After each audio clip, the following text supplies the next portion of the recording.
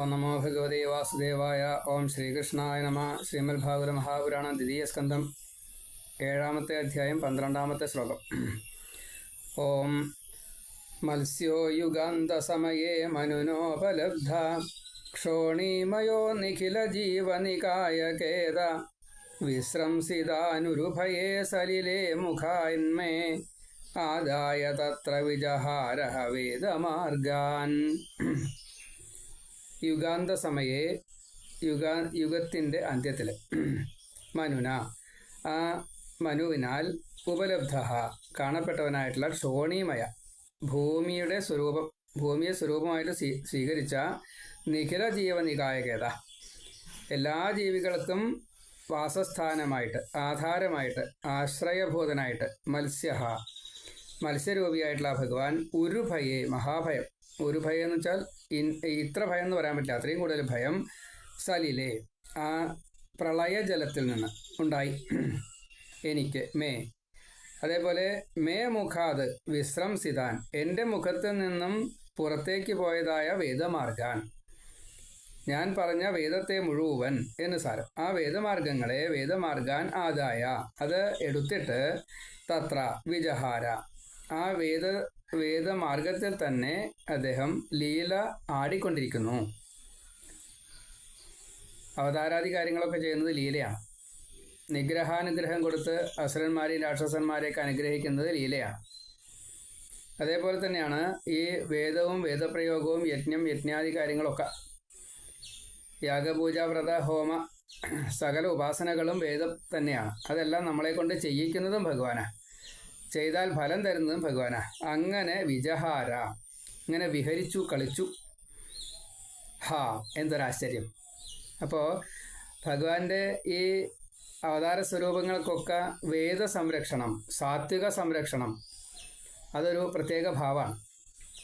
നമ്മൾ കഴിഞ്ഞ ശ്ലോകത്തിൽ പറഞ്ഞു, വരാഹമായാലും ഹയഗ്രീവനായാലും മറ്റ് അവതാര സ്വരൂപങ്ങളായാലും ഇപ്പോൾ ഇതാ മത്സ്യരൂപിയായാലും ഇങ്ങനെ തന്നെയാണ്. ഇനി മറ്റ് ദേവതമാർ ഇതുപോലെ ചെയ്യുന്നുണ്ട്. ഇപ്പോൾ ത്രിപുരന്മാരിൽ നിന്ന് വേദത്തെ വിഷ്ണുവാണ് അവരിൽ നിന്നും വേദവിമുഖരാക്കിയത്, ശിവനിന്ദ ചെയ്യിച്ചു. അതേപോലെ ബൃഹസ്പതി ഈ അരുണൻ എന്നുള്ളൊരു അസുരൻ്റെ ഗായത്രി ഉപാസന തൊട്ടുള്ള കാര്യങ്ങളൊക്കെ വിപരീതം പറഞ്ഞുകൊണ്ട് ഇല്ലാണ്ടേക്ക്. അങ്ങനെ ബലിക്കും ഇതേപോലെ ബൃഹസ്പതി ചെയ്തിട്ടുണ്ട്. അതൊക്കെ ഒരത്ഭുതമാണ്. ദുർഗമനെ കൊന്നിട്ട് ദുർഗ വേദത്തെ വീണ്ടെടുത്ത് കൊടുത്തിട്ടുണ്ട് ബ്രഹ്മാവിനെ. അപ്പോൾ ഇത് ഈ സാത്വിക ഭാവമല്ലാത്ത രീതിയിൽ, അതല്ലെങ്കിൽ പാഖണ്ഡമായുള്ള രീതിയിൽ വേദത്തെ, വേദപ്രയോഗത്തെ ഒക്കെ ചെയ്യുന്ന ആസുര രാക്ഷസ ഭാവത്തെ മുഴുവൻ ഇല്ലാണ്ടാക്കാൻ ഈ അവതാരമൂർത്തികളെ സ്മരിച്ചാൽ മതി.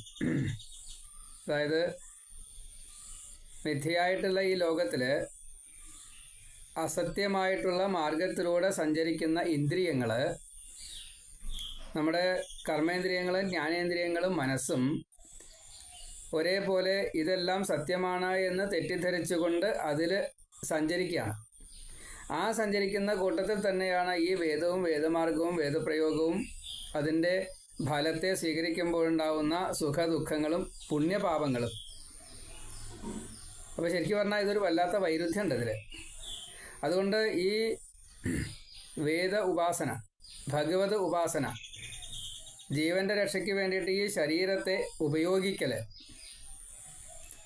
മനസ്സായിട്ടും ഇന്ദ്രിയങ്ങളായിട്ടും ദേഹമായിട്ടും ഈ ബുദ്ധിയായിട്ടും ഒക്കെ നമ്മൾ ഉപയോഗിക്കുന്നത് ഈ പ്രവൃത്തി മാർഗത്തെ മുഴുവൻ ഇല്ലാണ്ടാക്കാനുള്ള നിവൃത്തി മാർഗത്തിൽ എത്താൻ വേണ്ടിയിട്ടാണ് എന്നൊരു വലിയ സത്യം ഈ അവതാര സ്വരൂപങ്ങളൊക്കെ നമുക്ക് കാണിച്ചു തരുന്നുണ്ട്. അപ്പോൾ ഇതൊരു അത്ഭുതമാണ്. ഇവിടെ ഒരു യുഗത്തിൻ്റെ അവസാനം, കലിയുഗത്തിൻ്റെ ആവാം, ദ്വാപരത്തിൻ്റെ ആവാം, കൃതത്തിൻ്റെ ആവാം. അപ്പോൾ ഏത് യുഗം എന്നുള്ളത് അത്ര വിഷയമല്ല. ഇവിടെ കൃതയുഗത്തിലാണ് സംഭവിച്ചിട്ടുണ്ടാവുക. അത് കഴിഞ്ഞ് പിന്നെ അടുത്ത മന്വന്തരത്തിലെ മനുവായിട്ട് മാറാൻ വേണ്ടിയിട്ട് സത്യവ്രത രാജാവിനെ ജ്ഞാനിയാക്കുകയാണ് ഭഗവാൻ ഉപദേശങ്ങളെ കൊണ്ട്, ആത്മതത്വ ഉപദേശങ്ങളെ കൊണ്ട്. ആ രംഗത്തെയാണ് മത്സ്യപുരാണം പറയണത്. അപ്പോൾ ഈ ഭഗവാന്റെ ഉപദേശമാണ് മുഴുവൻ, അത് വേദമാണ്. വേദസാരം ആണ്. അങ്ങനെ മത്സ്യമൂർത്തിയായിട്ടുള്ള ഭഗവാൻ യുഗാന്ത സമയെ, ഈ യുഗത്തിൻ്റെ അവസാന സമയത്ത്, ഈ വേണ്ട കൽപ്പത്തിലാവാട്ടോ, ഇത് ഇല്ലാത്തൊരു പ്രളയം സംഭവിച്ചു, ആ സമയത്താണ് ഉണ്ടായതെന്ന് പ്രത്യേകം പറയുന്നുണ്ട്. എങ്കിലും മനുന ഉപലബ്ധ, മനുവിലേക്ക് കൊടുക്കപ്പെട്ടു എന്നാണ്. അപ്പം മനുവിനാൽ നേടിയതായിട്ടുള്ള, ഉപലബ്ധ കിട്ടിയതായിട്ടുള്ള, എന്താ കിട്ടിയത്? ഈ മത്സ്യമൂർത്തിയുടെ ഉപദേശമാണ് കിട്ടിയത്, ആത്മതത്വോപദേശം. അപ്പോൾ ആ സമയത്ത് ക്ഷോണീമയനായിട്ട് ഭഗവാൻ വന്നു. ഭൂമിയാണ് തോണിയായിട്ട് വന്നത്. അപ്പോൾ ക്ഷോണീമയനായിട്ടുള്ള ഭൂമി തന്നെയായിട്ടുള്ള ആ ഭഗവാൻ, എല്ലാവർക്കും ആശ്രയം ഈ ഭഗവാൻ മാത്രമേ ഉള്ളൂ.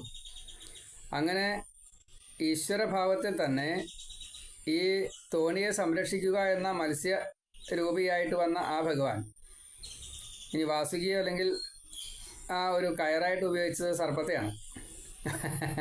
അപ്പോൾ വലിയ മകരമത്സ്യത്തിൻ്റെ ആ കൊമ്പിൽ ഈ തോണിയെ കെട്ടിയിട്ടു എന്നാണ്, ഭൂമിയായ തോണിയെ കെട്ടിയിട്ടു എന്നാണ്. അതൊക്കെ ഭഗവാന്റെ ലീലയാണ്. വേദമാർഗങ്ങളിൽ സഞ്ചരിക്കുന്ന നമ്മുടെ ഈ പ്രവൃത്തി ഉണ്ടല്ലോ, പ്രവൃത്തി സ്വതേ നിവൃത്തി മാർഗത്തിലേക്ക് എത്താൻ വേണ്ടിയിട്ടാണ് പ്രവൃത്തി. ആ പ്രവൃത്തിയാണ് ഈ വാസുകി, ഈ കർമ്മം, ഈ കയറ്. പാശം ആണ്, കയറ് പാശല്ലേ, സ്നേഹപാശം. സ്നേഹപാശം ഇമം ചിന്തി, കുന്തി പ്രത്യേകം പ്രാർത്ഥിക്കുന്നുണ്ട്. അത് ഈ കയറാ. എന്ത് കയറ്? കർമ്മമാകുന്ന കർമ്മപാശ. കാലപാശം, കർമ്മപാശം ഒക്കെ കേട്ടിട്ടുണ്ടാവും. അപ്പോൾ ഇതിനെ മുഴുവൻ ഇല്ലാണ്ടാക്കാൻ ഭഗവാന്റെ ലീലകൾ ആയിട്ടാണ് ഇതിനെ നമ്മൾ കണക്കാക്കേണ്ടത്. അതാണ് ഈ മനുവിന് കിട്ടിയത്. അപ്പോൾ ക്ഷോണീമയ, ഈ ഭഗവാൻ ഭൂമിയൊരു സ്വരൂപമായിട്ട് ധരിച്ച് നിഖില ജീവനികായകേത, നിഖിലം എന്ന് പറഞ്ഞാൽ മുഴുവൻ ജീവജാലങ്ങൾ, ജന്തുലോകത്തിലെ മുഴുവൻ 84 ലക്ഷവും, അതേപോലെ തന്നെ നികായകേത, അതിൽ മുഴുവൻ ഈ ഭൂമിയെ താങ്ങാൻ വേണ്ടിയിട്ടുള്ള ശക്തി പ്രദാനം ചെയ്തുകൊണ്ട്, ഭൂമി ഭഗവാൻ തന്നെയാണ് ആ രീതിയിൽ, ഭൂമി ഭഗവാന്റെ പത്നിയാണല്ലോ, അപ്പോൾ ഭഗവാന്റെ ശക്തിയാണ്. അപ്പോൾ ആ ശക്തി സ്വരൂപനായിട്ടുള്ള ഈ ഭഗവാന്റെ ഈ ഭൂമിയുടെ അവസ്ഥ, അതൊരു അവസ്ഥയാണ്. ശബ്ദസ്പർശ രൂപരസ ഗന്ധങ്ങളുടെ തന്മാത്രകൾ, അതിൻ്റെ ഈ കൂട്ടിച്ചേർക്കലുകൾ വരുമ്പോഴാണ് പൃഥിവ്യ തേജോ വായു ആകാശ ആവുക. അതിലൊന്നാണ് ഭൂമി. ആ ഭൂമിയിൽ ഈ 5ൻ്റെയും പൂർണ്ണമായിട്ടുള്ള ചേരുവകൾ ഉണ്ടായതുകൊണ്ട് പൂർണ്ണം എന്നുള്ളൊരവസ്ഥ വരും. അതുകൊണ്ട് ഭഗവാൻ തന്നെയാണ് ഭൂമി. അപ്പോൾ ഭഗവാന്റെ ശക്തിയായിട്ടുള്ള ഈ പത്നീപദത്തിൽ അലങ്കരിക്കുന്നതായിട്ടുള്ള ഈ ഭൂമിദേവിയെ, ആ രൂപത്തിൽ വന്നതായിട്ടുള്ള ആ ഭൂമിദേവിയെ എല്ലാവർക്കും ആശ്രയസ്ഥാനമായിട്ട്, വാസസ്ഥാനമായിട്ട് ഭഗവാൻ കൽപ്പിച്ചതാ. ബ്രഹ്മാവിനെ കൊണ്ട് കൽപ്പിക്കുകയും ചെയ്തു. അത് ഭുവനം എന്ന നിലയ്ക്ക് 14 ലോകമായിട്ട്, 3 ലോകമായിട്ട് കൽപ്പിച്ചു. അതിൻ്റെ ഈശ്വരിയായിട്ടുള്ള പ്രകൃതിയെ, അതിനൊരു പ്രാകൃത ഭാവമുണ്ട്. ആ പ്രാകൃത ഭാവത്തെ മൂലപ്രകൃതി എന്ന നിലയ്ക്ക് ഭുവനേശ്വരിയായിട്ട് സങ്കല്പിച്ചു. ത്രിഭുവനേശ്വരി, ഭുവനേശ്വരി, ഭവാനി, ആ രൂപത്തിലാക്കി. അത് ഭഗവാന്റെ ശക്തിയാണ്. അതിലൊന്നാണ് ഭൂമി. അപ്പോൾ മധ്യഭാഗത്തിരിക്കുന്ന ആ ഭൂമി ഈ സമയത്ത് എല്ലാവർക്കും ആശ്രയമുണ്ട്. എങ്കിലും ഒരു പ്രളയം വന്നു കഴിഞ്ഞപ്പോൾ മത്സ്യരൂപനായിട്ടുള്ള ആ ഭഗവാൻ ഈ പ്രളയജലത്തിലെ കോലാഹലങ്ങൾ പലതുമുണ്ടേ.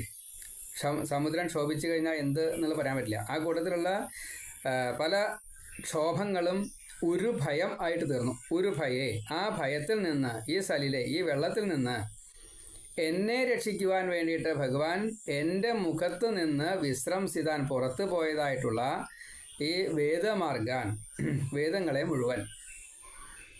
ഇപ്പം നമുക്ക് അറിവുണ്ടെങ്കിൽ ഈ വെള്ളത്തിൻ്റെ അതികലശലായിട്ടുള്ള ക്ഷോഭങ്ങൾ, കടൽക്ഷോഭം നമുക്ക് തടുക്കാൻ ഒരു പ്രയാസമില്ല. നമുക്ക് സിദ്ധികളുണ്ടെങ്കിൽ, മുകളിലേക്ക് പൊങ്ങാനുള്ള കഴിവുണ്ടെങ്കിൽ, അപ്പോൾ ഈ വെള്ളം എത്ര കോലാഹലപ്പെട്ട എന്താ കാര്യം? നമുക്ക് പറക്കാനുള്ള കഴിവുണ്ട്. യോഗശക്തി കൊണ്ട് അണിമ, ഗരിമ തുടങ്ങിയിട്ടുള്ള ശക്തികളൊക്കെ ഉണ്ടെങ്കിൽ, വെള്ളത്തിൽ നിന്ന് ശ്വസിക്കാനുള്ള കഴിവ് നമുക്കുണ്ടെങ്കിൽ, വെള്ളത്തിലിട്ടാൽ മരിക്കില്ല, ഭൂമിയിൽ കുഴിച്ചിട്ടാൽ മരിക്കില്ല, അഗ്നിയിലിട്ടാൽ മരിക്കില്ല, ആകാശത്തിൽ പറന്ന് നടക്കാൻ പറ്റും. വായു ഇല്ലെങ്കിൽ മരിക്കില്ല. അതാണ്, നമുക്ക് വായു ഇല്ലാഞ്ഞാൽ പറ്റുമോ? അപ്പോൾ സിദ്ധികൾ ഇതിലൊക്കെ പെടും. സൂര്യനിൽ പോയാലും ചൂടുണ്ടാവില്ല, നക്ഷത്രത്തിൽ പോയാൽ ചൂടുണ്ടാവില്ല. ഐസ്, ഈ അന്റാർട്ടിക്ക പോലെ അവിടെ പോയി കഴിഞ്ഞാലും ഐസിൻ്റെ ഉള്ളിലേക്കാണ് പോയാലും തണുപ്പ് ഏശില്ല. കാരണം അത് ജീവാവസ്ഥയിലാണ്, ദേഹാവസ്ഥയിലല്ല.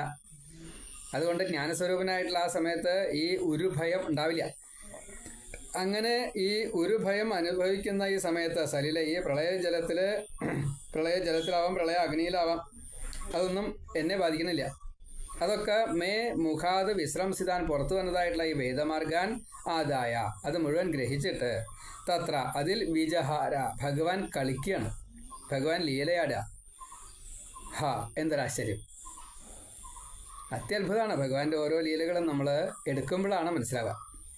എന്നിട്ട് നമ്മളെ കൊണ്ട് ഭഗവാൻ അത് ചെയ്യിക്കണുണ്ടേ, പക്ഷെ അത് വേണ്ട രീതിയിലാണ്ട് ആവണില്ല.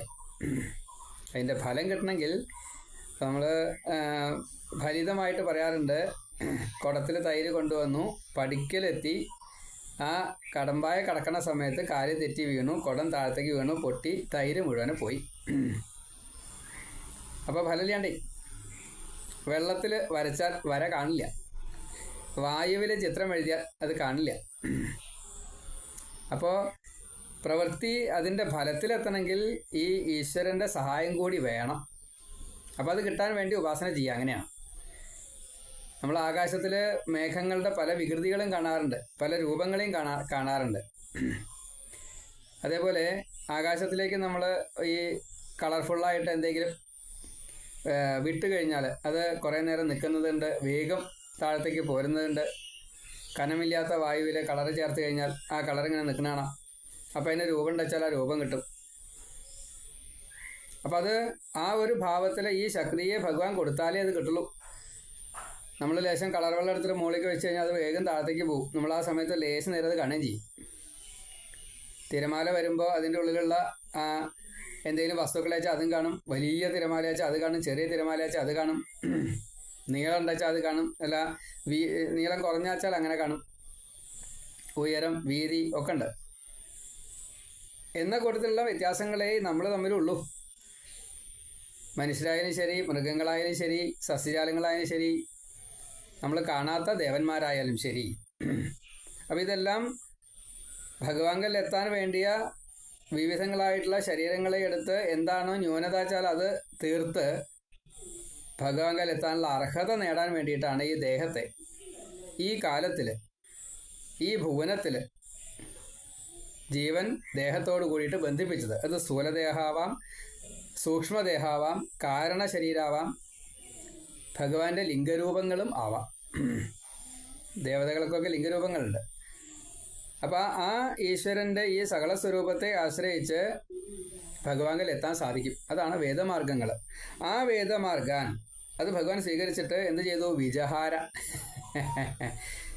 ലീലയാടുന്ന കാണുന്നു നമ്മളും. ലീലയാടുന്നത് നമ്മളിങ്ങനെ കണ്ടുകൊണ്ടിരിക്കുക, അനുഭവിച്ചുകൊണ്ടിരിക്കുക. അതിൽ സുഖം വന്നാൽ നമ്മൾ ക്യാമറ, അതിൽ ദുഃഖം വന്നാൽ ഭഗവാന് കുറ്റമായി. ഇത്രയേ ഉള്ളൂ. മത്സ്യോ യുഗാന്ത സമയേ മനുനോപലബ്ധ.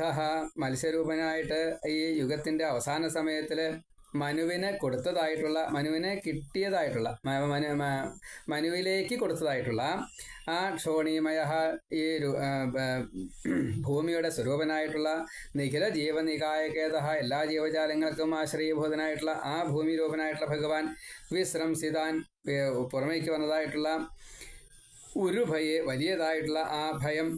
അതേപോലെ സലിലെ മുഖാത് മേ, ഈ വെള്ളത്തിൽ ആ വെള്ളത്തിൻ്റെതായിട്ടുള്ള ക്ഷോഭങ്ങളെ മുഴുവൻ കണ്ട് അനുഭവിച്ച് അതിന് പേടി വന്ന് എൻ്റെ മുഖത്തിൽ നിന്നും വിശ്രംസിച്ചതായിട്ടുള്ള വേദങ്ങളെ മുഖാത് മേ വിശ്രംസിതാൻ, എൻ്റെ മുഖത്തിൽ നിന്നും പുറത്തു വന്നതായിട്ടുള്ള ഈ വേദങ്ങളെ ആദായ അത് എടുത്തതിന് ശേഷം തത്ര വിജഹാര, അവിടെ നന്നായിട്ട് ലീലയാടുന്നു ഈ ഭഗവാൻ. എന്തൊരർത്ഥം, എന്തൊരു അത്ഭുതം! വേദമാർഗാൻ, ഈ വേദമാർഗങ്ങളെയാണല്ലോ ഭഗവാൻ ഇപ്രകാരത്തിൽ ചെയ്ത് ലീലയാ പലതും കാട്ടുന്നത്, കാണിക്കുന്നത്, അനുഭവിപ്പിക്കുന്നത്.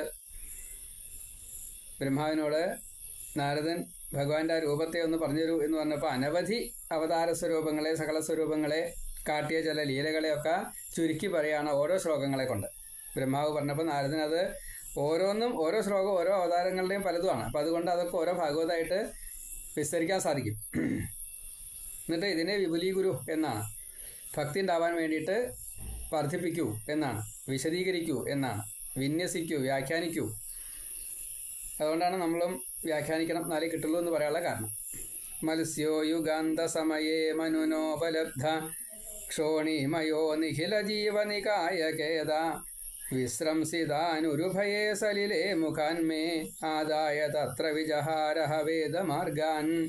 അപ്പോൾ ഈ ശ്ലോകങ്ങളൊക്കെ നല്ലോണം പഠിക്കുക, വീണ്ടും വീണ്ടും വായിക്കുക, വീണ്ടും വീണ്ടും അതിൻ്റെ അർത്ഥത്തെ മനനം ചെയ്യുക, എഴുതിയെടുക്കേണ്ടതൊക്കെ എഴുതിയെടുത്ത് പോയിൻസിനെ ഓർമ്മയിൽ സൂക്ഷിക്കുക.